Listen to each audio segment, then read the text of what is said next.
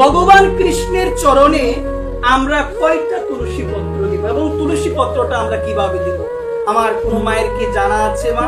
কয়টা দিব? অনেক মা একটা দেয়, অনেকে দুইটা দেয়, অনেকে আবার তিনটা দেয়। কয়টা দিতে হবে মা? একটু জেনে যায়। কয়টা দিতে হবে একটু জেনে যায়। অষ্টদল। দেন দিয়ে শুনি কয়টা দিতে? অষ্টদল। মানে ভগবানের চরণে আমরা যেন 8টা তুলসী পত্র অর্পণ করি। কার চরণে? ভগবান কৃষ্ণ। কিন্তু ভগবান কৃষ্ণের চরণে 8টা দিবেন এবং ভগবান কৃষ্ণের যে অবতার, ভগবান কৃষ্ণ সাক্ষাৎ রূপে যিনি এসেছেন কলিযুগের মধ্যে, শ্রীকৃষ্ণ চৈতন্য মহাপ্রভু রূপে, তার চরণে যেন আমরা অষ্টদল তুলসী পত্র অর্পণ করি। কিন্তু নিতাই চাঁদ, অদ্বৈত প্রভু, ভগবান শ্রী নৃসিংহদেব, ভগবান শ্রী রাম, মৎস্য, কুর্ম, বরাহ সবার চরণে দ্বিপত্র তুলসী। কয়টা দিব? সবার চরণে দ্বিপত্র। আর আমার মহাপ্রভু আর ভগবান কৃষ্ণ অষ্টদল। সবাই শুনবেন। দেন দিয়ে কত দল? অষ্টদল। মানে 8টা তুলসী পত্র সুন্দরভাবে অর্পণ করতে হবে। কিন্তু আরেকটা কথা হলো মা, এই তুলসী পত্র এবং পুষ্প কিন্তু একসঙ্গে রাখা যাবে। যদি রাখি ওই পুষ্প দিয়ে গুরুদেবের সেবা করতে পারবো না। যদি রাখি ওই পুষ্প দিয়ে সরগোসাইয়ের চরণে পুষ্প নিবেদন করতে পারবো না। এই জন্য মা, আপনাদের রাতুলচরণে নিবেদন, আপনারা গুরুদেবের কাছ থেকে জিজ্ঞাসা করে জানবেন।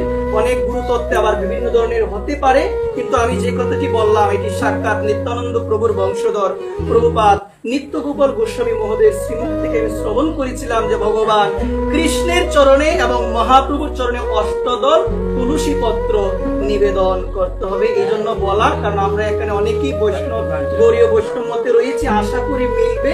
এই জন্য আমরা যেন এইভাবে ভগবত সেবা দিয়ে আমরা করি। কিন্তু যতবার তুলসী পত্র দিব ততবার হাত ধৌত করতে হবে, যতবার পুষ্প দিব ততবার হাত ধৌত করতে হবে। কিন্তু আগে কার সেবা করতে হবে? অগ্রে গুরু পূজন, পরে শ্রীকৃষ্ণ পূজন।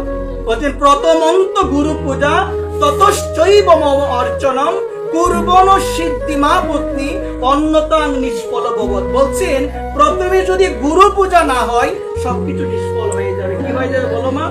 এই জন্য প্রথমে কার পূজা করতে হবে? শ্রী গুরুদেব। অগ্রে গুরু পূজন মানে শ্রী গুরুদেবকে চন্দন লেপন করতে হবে অঙ্গে এবং শ্রী গুরুদেবের চরণে পুষ্প নিবেদন করতে হবে। শ্রী গুরু সেবার পরে তারপরে হলো আমরা যেন সর্বশেষ সেবা করি। কার সেবা করি? জয় রূপ সনাতন বট্ট রঘুনাথ শ্রী জীব গোপাল বট্ট দাস রঘুনাথ। এই জন্য সুধীবৃন্দ, আপনাদের শ্রী আতুল চরণে নিবেদন। অনেক সময় আমরা লক্ষ্য করি, দেখি আমাদের যে নিত্য সেবা আমরা করি, ওই সেবার মধ্যে আমাদের অনেক ভুল ভ্রান্তি হয়।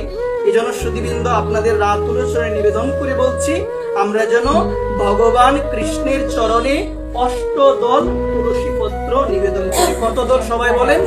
অষ্টদল।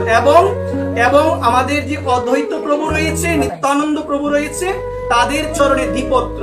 সবাই বলেন কয় পত্র?